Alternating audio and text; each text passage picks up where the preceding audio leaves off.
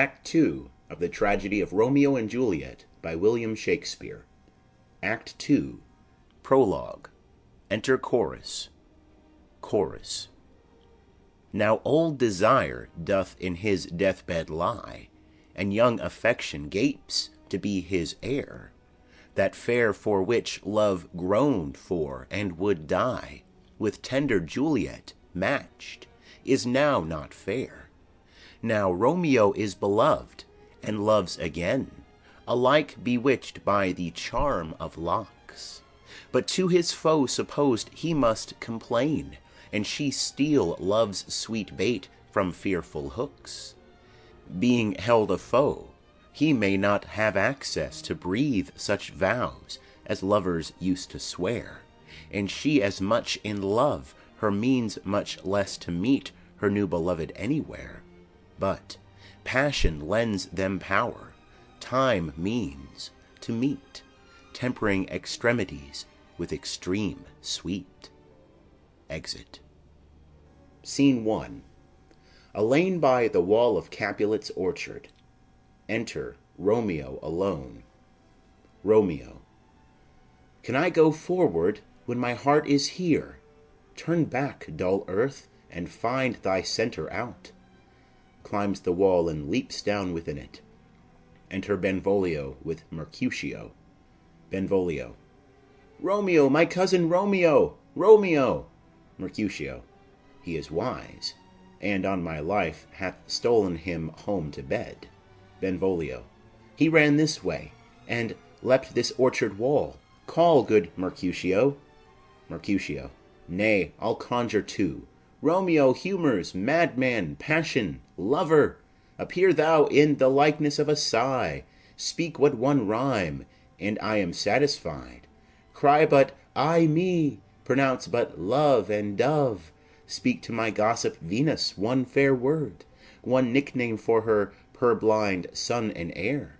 Young Adam Cupid, he that shot so trim, when King Cophetua loved the beggar maid. He heareth not, he stirreth not, bee moveth not. The ape is dead, and I must conjure him. I conjure thee by Rosaline's bright eyes, by her high forehead and her scarlet lip, by her fine foot, straight leg, and quivering thigh, and the demesnes that there adjacent lie, that in thy likeness thou appear to us. Benvolio. And if he hear thee, thou wilt anger him. Mercutio. This cannot anger him. 'Twould anger him to raise a spirit in his mistress' circle of some strange nature, letting it there stand till she had laid it and conjured it down. That were some spite. My invocation is fair and honest in his mistress' name. I conjure only but to raise up him. Benvolio. Come, he hath hid himself among these trees, to be consorted with the humorous night. Blind is his love, and best befits the dark. Mercutio. If love be blind, love cannot hit the mark. Now will he sit under a medlar tree, and wish his mistress were that kind of fruit, as maids call medlars when they laugh alone. O Romeo, that she were, O that she were an open, etc., thou a popperin pear. Romeo, good night. I'll to my truckle bed. This field bed is too cold for me to sleep. Come, shall we go? Benvolio. Go then, for 'tis in vain to seek him here that means not to be found. Exeunt. Scene 2. Capulet's orchard. Enter Romeo. Romeo. He jests at scars that never felt a wound. Enter Juliet, above at a window. But soft, what light through yonder window breaks? It is the east, and Juliet is the sun. Arise, fair sun, and kill the envious moon, who is already sick and pale with grief that thou her maid art far more fair than she. Be not her maid, since she is envious. Her vestal livery is but sick and green, and none but fools do wear it. Cast it off. It is my lady. Oh, it is my love. Oh, that she knew she were. She speaks, yet she says nothing. What of that? Her eye discourses, I will answer it. I am too bold, 'tis not to me she speaks. Two of the fairest stars in all the heaven, having some business, do entreat her eyes to twinkle in their spheres till they return. What if her eyes were there, they in her head? The brightness of her cheek would shame those stars as daylight doth a lamp. Her eyes in heaven would through the airy region stream so bright that birds would sing and think it were not night. See how she leans her cheek upon her hand. Oh, that I were a glove upon that hand, that I might touch that cheek. Juliet. Ay me. Romeo. She speaks. Oh, speak again, bright angel, for thou art as glorious to this night, being o'er my head, as is a winged messenger of heaven unto the white upturned wondering eyes of mortals that fall back to gaze on him when he bestrides the lazy pacing clouds and sails upon the bosom of the air. Juliet. O Romeo, Romeo! Wherefore art thou, Romeo? Deny thy father, and refuse thy name. Or, if thou wilt not, be but sworn my love, and I'll no longer be a Capulet. Romeo, aside. Shall I hear more, or shall I speak at this? Juliet. 'Tis but thy name that is my enemy. Thou art thyself, though not a Montague. What's Montague? It is nor hand, nor foot, nor arm, nor face, nor any other part belonging to a man. Oh, be some other name. What's in a name? That which we call a rose by any other name would smell as sweet. So Romeo would, were he not Romeo called. Retain that dear perfection which he owes without that title. Romeo, doff thy name, and for that name, which is no part of thee, take all myself. Romeo. I take thee at thy word. Call me but love, and I'll be new baptized. Henceforth I never will be Romeo. Juliet. What man art thou that, thus bescreened in night, so stumblest on my counsel?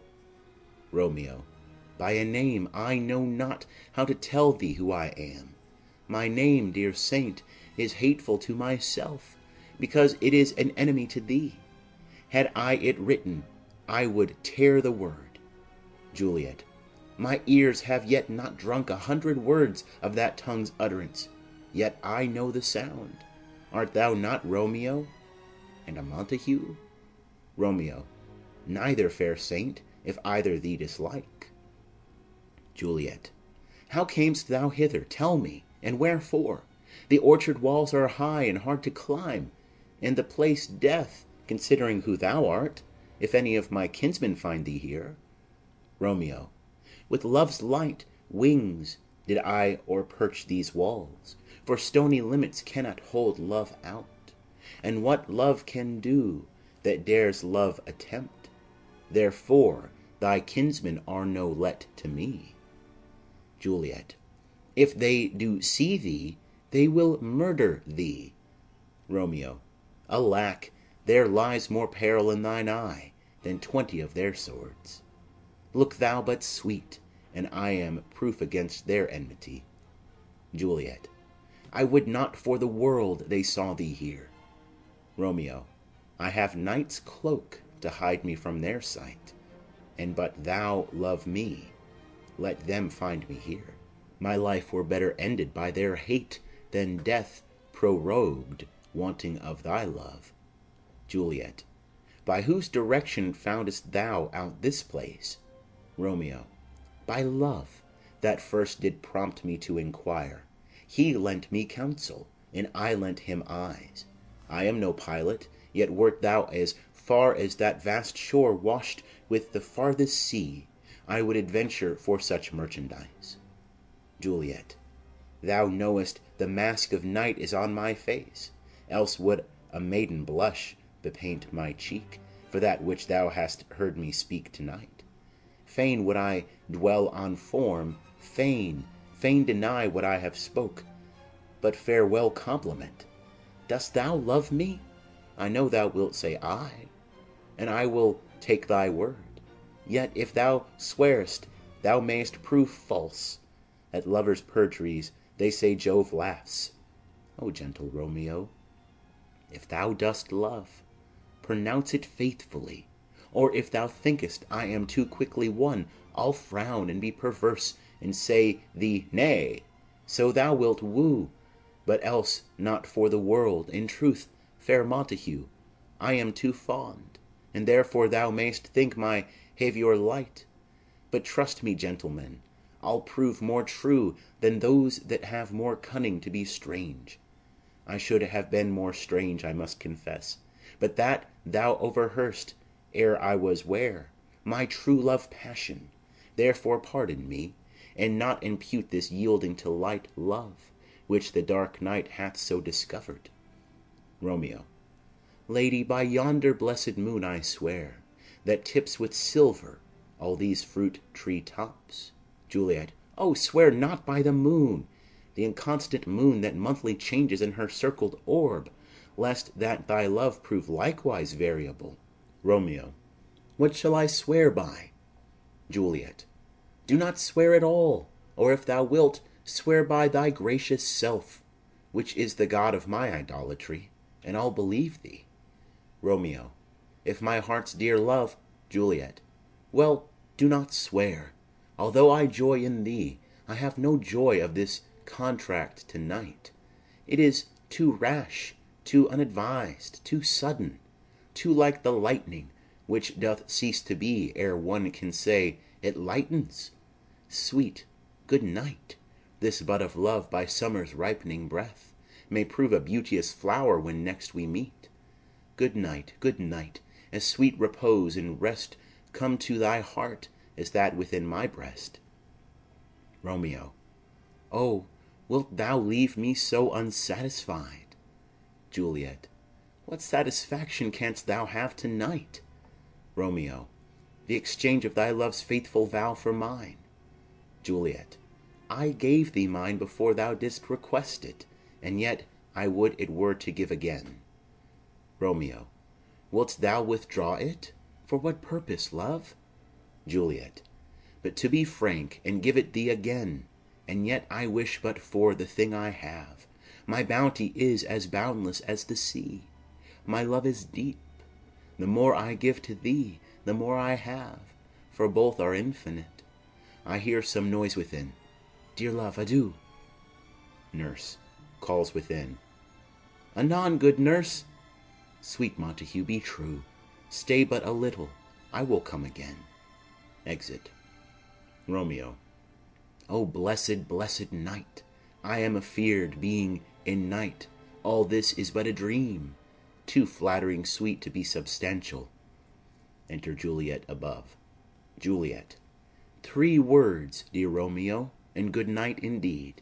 If that thy bent of love be honourable, thy purpose marriage, send me word to-morrow, by one that I'll procure to come to thee, where and what time thou wilt perform the rite, and all my fortunes at thy foot I'll lay, and follow thee, my lord, throughout the world. Nurse, within. Madam! Juliet. I come anon. But if thou meanest not well, I do beseech thee. Nurse, within. Madam! Juliet. By and by I come. To cease thy suit and leave me to my grief, to-morrow will I send. Romeo. So thrive my soul. Juliet. 1,000 times good night. Exit. Romeo. 1,000 times the worse to want thy light. Love goes toward love as schoolboys from their books, but love from love toward school with heavy looks. Enter Juliet again, above. Juliet. Hist, Romeo, hist! Oh, for a falconer's voice to lure this tassel gentle back again. Bondage is hoarse, and may not speak aloud. Else would I tear the cave where echo lies, and make her airy tongue more hoarse than mine with repetition of my Romeo's name. Romeo! Romeo. It is my soul that calls upon my name. How silver sweet sound lovers' tongues by night! like softest music to attending ears. Juliet. Romeo! Romeo. My dear? Juliet. At what o'clock tomorrow shall I send to thee? Romeo. By the hour of 9. Juliet. I will not fail. 'Tis 20 years till then. I have forgot why I did call thee back. Romeo. Let me stand here till thou remember it. Juliet. I shall forget, to have thee still stand there, remembering how I love thy company. Romeo. And I'll still stay, to have thee still forget, forgetting any other home but this. Juliet. 'Tis almost morning. I would have thee gone, and yet no farther than a wanton's bird, that lets it hop a little from her hand, like a poor prisoner in his twisted gyves, and with a silk thread plucks it back again, so loving jealous of his liberty. Romeo. I would I were thy bird. Juliet. Sweet, so would I. Yet I should kill thee with much cherishing. Good night, good night. Parting is such sweet sorrow, that I shall say good night till it be morrow. Exit. Romeo. Sleep dwell upon thine eyes, peace in thy breast. Would I were sleep and peace, so sweet to rest.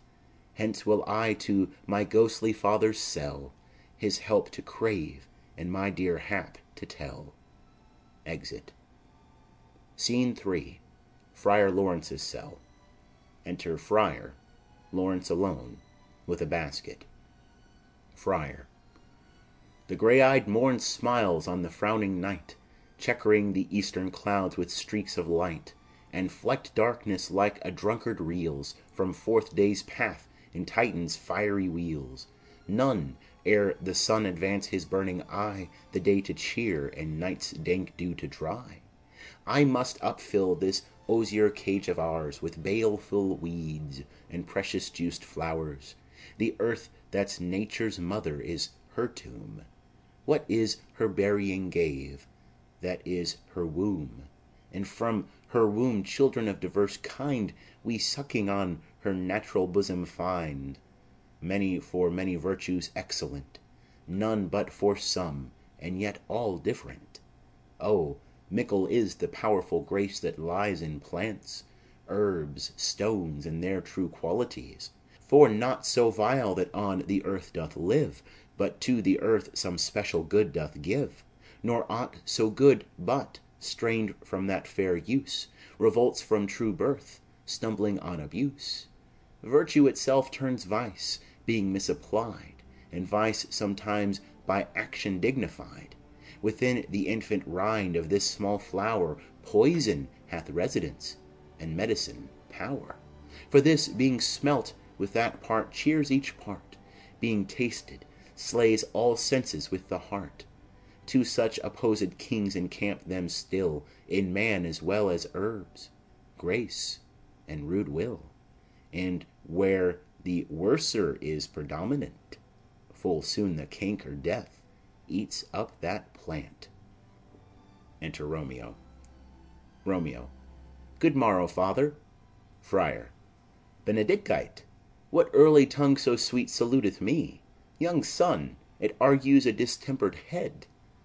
So soon to bid good morrow to thy bed, care keeps his watch in every old man's eye, and where care lodges, sleep will never lie. But where unbruised youth with unstuffed brain doth couch his limbs, there golden sleep doth reign. Therefore thy earliness doth me assure thou art uproused with some distemperature. Or if not so, then here I hit it right, our Romeo hath not been in bed tonight. Romeo. That last is true, the sweeter rest was mine. Friar. God pardon sin, wast thou with Rosaline? Romeo. With Rosaline, my ghostly father? No, I have forgot that name, and that name's woe. Friar. That's my good son. But where hast thou been, then? Romeo. I'll tell thee ere thou ask it me again. I have been feasting with mine enemy, where on a sudden one hath wounded me, that's by me wounded. Both are remedies within thy help, and holy physic lies. I bear no hatred, blessed man, for lo, my intercession likewise steads my foe. Friar. Be plain, good son, and homely in thy drift. Riddling confession finds but riddling shrift. Romeo. Then plainly know, my heart's dear love is set on the fair daughter of rich Capulet, as mine on hers, so hers is set on mine. And all combined, save what thou must combine by holy marriage, when and where and how we met, we wooed and made exchange of vow, I'll tell thee as we pass, but this I pray, that thou consent to marry us today. Friar. Holy Saint Francis, what a change is here! Is Rosaline, that thou didst love so dear, so soon forsaken? Young men's love then lies, not truly in their hearts, but in their eyes. Jesu Maria, what a deal of brine hath washed thy sallow cheeks for Rosaline!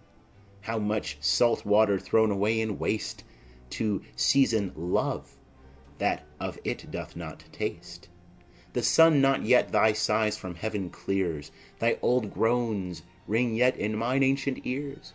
Lo, here upon thy cheek the stain doth sit, of an old tear that is not washed off yet. If e'er thou wast thyself, and these woes thine, thou and these woes were all for Rosaline. And art thou changed? Pronounce this sentence then, women may fall when there's no strength in men. Romeo. Thou chidest me oft for loving Rosaline. Friar. For doting, not for loving, pupil mine. Romeo. And bad'st me bury love. Friar. Not in a grave, to lay one in, another out to have. Romeo. I pray thee chide not. She whom I love now doth grace for grace and love for love allow. The other did not so. Friar. Oh, she knew well thy love did read by rote, that could not spell. But come, young waverer, come, go with me. In one respect I'll thy assistant be, for this alliance may so happy prove, to turn your household's rancour to pure love. Romeo. Oh, let us hence, I stand on sudden haste. Friar.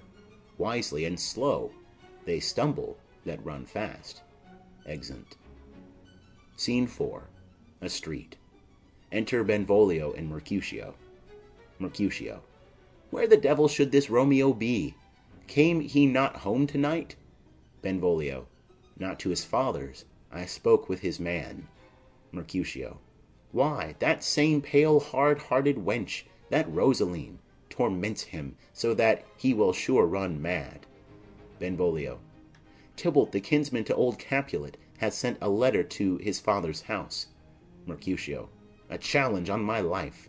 Benvolio. Romeo will answer it. Mercutio. Any man that can write may answer a letter. Benvolio. Nay, he will answer the letter's master, how he dares, being dared. Mercutio. Alas, poor Romeo, he is already dead, stabbed with a white wench's black eye, shot through the ear with a love song, the very pin of his heart, cleft with the blind bow-boy's butt shaft. And is he a man to encounter Tybalt? Benvolio. Why, what is Tybalt? Mercutio. More than Prince of Cats, I can tell you. Oh, he's the courageous captain of compliments.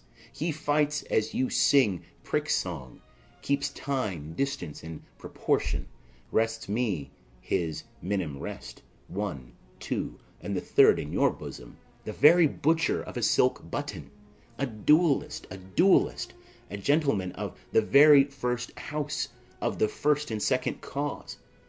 Ah, the immortal passado, the punto reverse, the hay. Benvolio. The what? Mercutio. The pox of such antic, lisping, affecting fantasticos, these new tuners of accent. By Jesu, a very good blade, a very tall man, a very good whore.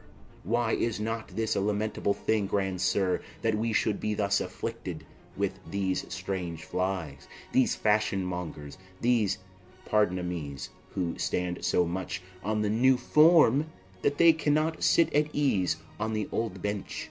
Oh, their bones, their bones. Enter Romeo. Benvolio. Here comes Romeo, here comes Romeo. Mercutio.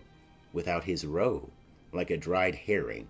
O flesh, flesh, how art thou fishified! Now is he for the numbers that Petrarch flowed in. Laura to his lady was but a kitchen wench. Mary, she had a better love to berhyme her. Dido a dowdy, Cleopatra a gypsy, Helen and Hero hildings and harlots. This be a grey eye or so, but not to the purpose. Signor Romeo, bonjour. There's a French salutation to your French slop. You gave us the counterfeit fairly last night. Romeo. Good morrow to you both. What counterfeit did I give you? Mercutio. The slip, sir, the slip. Can you not conceive? Romeo. Pardon, good Mercutio. My business was great, and in such a case as mine a man may strain courtesy. Mercutio.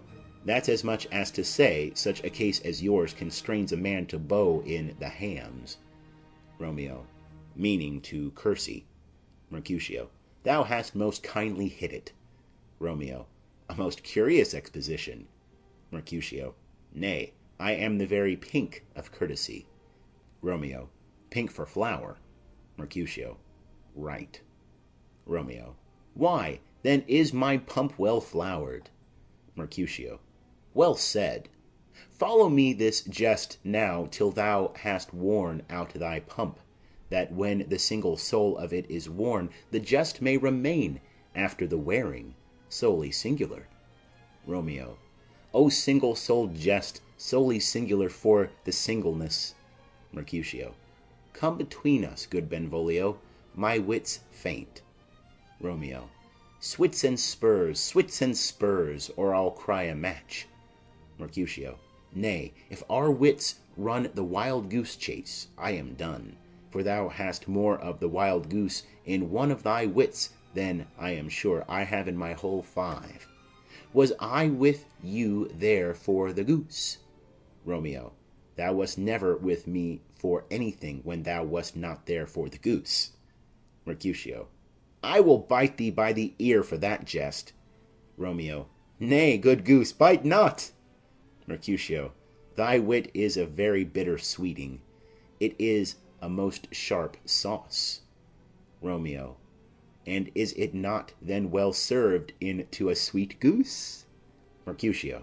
Oh, here's a wit of cheveril that stretches from an inch narrow to an ell broad. Romeo. I stretch it out for that word broad, which added to the goose proves thee far and wide a broad goose. Mercutio.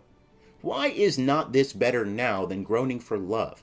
Now art thou sociable, now art thou Romeo, now art thou what thou art, by art as well as by nature. For this drivelling love is like a great natural that runs lolling up and down to hide his bauble in a hole. Benvolio. Stop there, stop there. Mercutio. Thou desirest me to stop in my tale against the hair? Benvolio. Thou wouldest else have made thy tale large. Mercutio.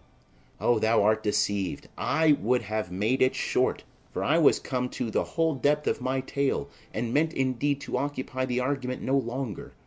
Romeo. Here's goodly gear. Enter Nurse and her man, Peter. Mercutio. A sail, a sail. Benvolio. Two, a shirt and a smock. Nurse. Peter. Peter. Anon. Nurse. My fan, Peter. Mercutio. Good Peter, to hide her face, for her fan's the fairer face of the two. Nurse. God ye good morrow, gentlemen. Mercutio. God ye gooden, fair gentlewoman. Nurse. Is it gooden? Mercutio. 'Tis no less, I tell ye, for the bawdy hand of the dial is now upon the prick of noon. Nurse. Out upon you! What a man are you? Romeo. One gentlewoman that God hath made for himself to mar. Nurse. By my troth, it is well said, for himself to mar. quoth a gentleman. Can any of you tell me where I may find the young Romeo? Romeo. I can tell you, but young Romeo will be older when you have found him than he was when you sought him. I am the youngest of that name, for fault of a worse. Nurse. You say well. Mercutio. Yea, is the worst well? Very well took, in faith, wisely, wisely. Nurse. If you be he, sir, I desire some confidence with you. Benvolio. She will indite him to some supper. Mercutio. Abawd, abawd, abawd. So, ho. Romeo. What hast thou found? Mercutio. No hare, sir, unless a hare, sir, in a Lenten pie. That is something stale and hoar ere it be spent. He walks by them and sings. An old hare whore, and an old hare whore, is very good meat in Lent. But a hare that is hoar is too much for a score, when it whores ere it be spent. Romeo. Will you come to your father's? We'll to dinner thither. Romeo. I will follow you. Mercutio. Farewell, ancient lady, farewell. Sings. Lady, lady, lady. Exeunt Mercutio. Benvolio. Nurse. Marry, farewell. I pray you, sir, what saucy merchant was this that was so full of his ropery? Romeo. A gentleman, nurse, that loves to hear himself talk, and will speak more in a minute than he will stand to in a month. Nurse. And a speak anything against me, I'll take him down and a word lustier than he is, and 20 such jacks, and if I cannot, I'll find those that shall. Scurvy knave. I am none of his flirt gills, I am none of his skeins mates, and thou must stand by too, and suffer every knave to use me at his pleasure. Peter. I saw no man use you at his pleasure. If I had, my weapon should quickly have been out, I warrant you. I dare draw as soon as another man, if I see occasion in a good quarrel, and the law on my side. Nurse. Now, afore God, I am so vexed that every part about me quivers. Scurvy knave. Pray you, sir, a word. And, as I told you, my young lady bid me enquire you out.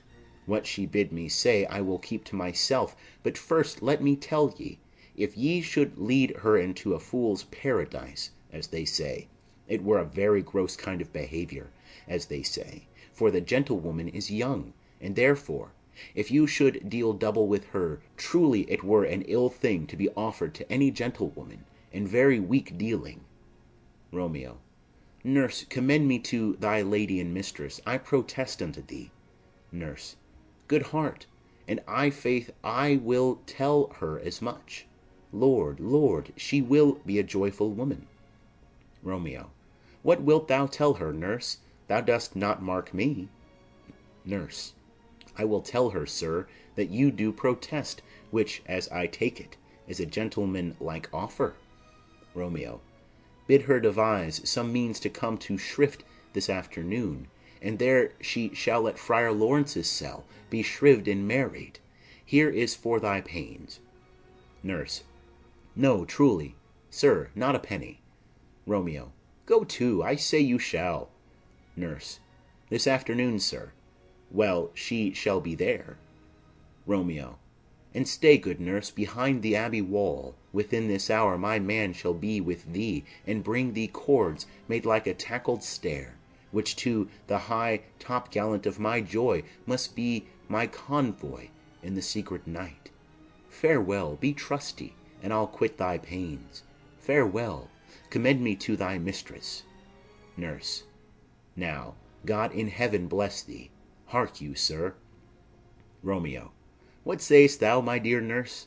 Nurse. Is your man secret? Did you ne'er hear say two may keep counsel, putting one away? Romeo. I warrant thee my man's as true as steel. Nurse. Well, sir, my mistress is the sweetest lady. Lord, Lord, when 'twas a little prating thing, oh, there is a nobleman in town, one Paris, that would fain lay knife aboard, but she, good soul, had as lief see a toad, a very toad, as see him. I anger her sometimes and tell her that Paris is the properer man. But I'll warrant you, when I say so, she looks as pale as any clout in the versal world. Doth not Rosemary and Romeo begin both with a letter? Romeo. Ay, nurse. What of that? Both with an R. Nurse. Ah, mocker, that's the dog's name. R is for the...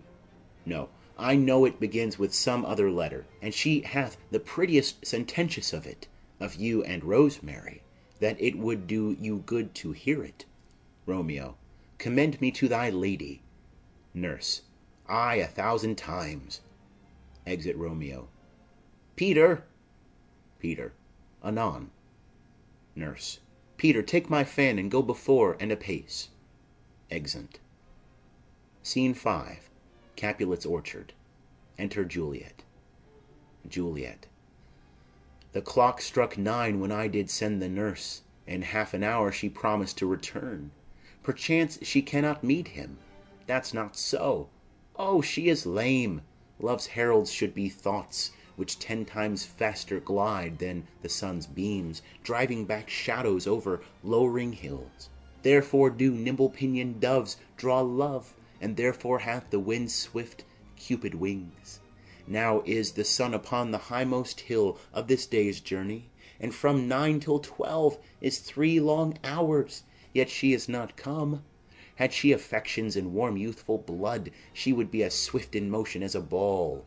My words would bandy her to my sweet love, and his to me. But old folks, many feign as they were dead, unwieldy, slow, heavy, and pale as lead. Enter Nurse and Peter. Oh, good, she comes. Oh, honey nurse, what news? Hast thou met with him? Send thy man away. Nurse. Peter, stay at the gate. Exit Peter. Juliet. Now, good sweet nurse. O Lord, why lookest thou sad?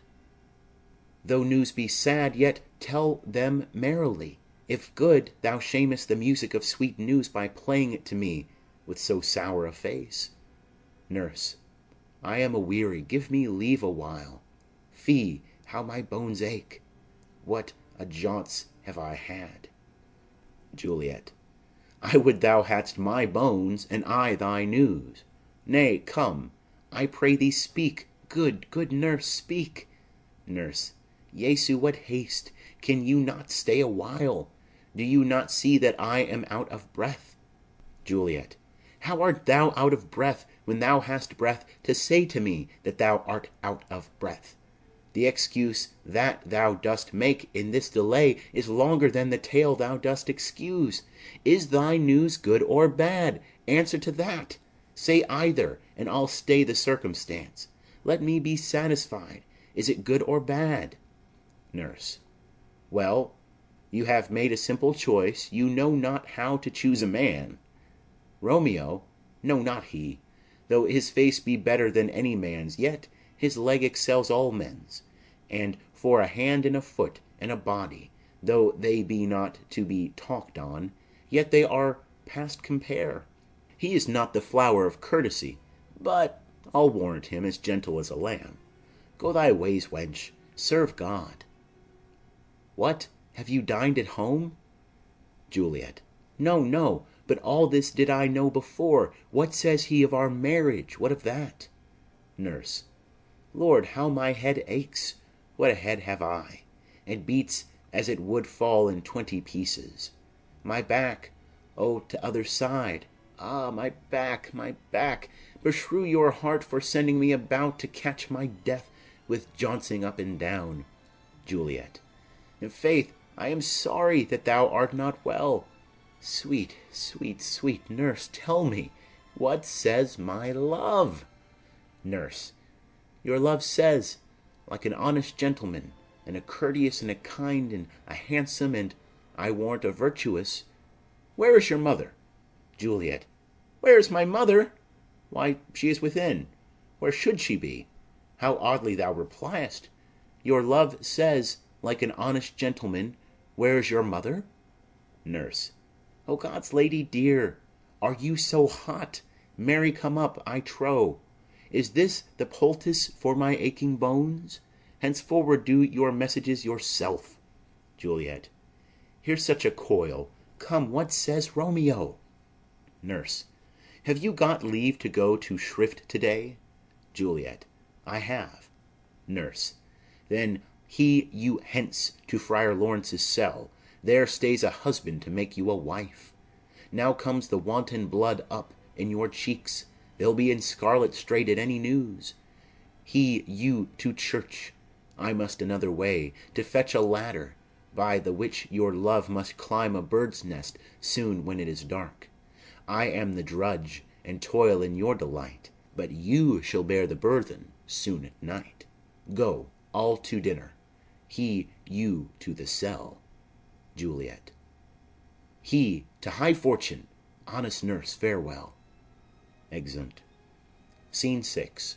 Friar Lawrence's cell. Enter Friar Lawrence and Romeo. Friar. So smile the heavens upon this holy act, that after hours with sorrow chide us not. Romeo. Amen, amen. But come what sorrow can, it cannot countervail the exchange of joy that one short minute gives me in her sight.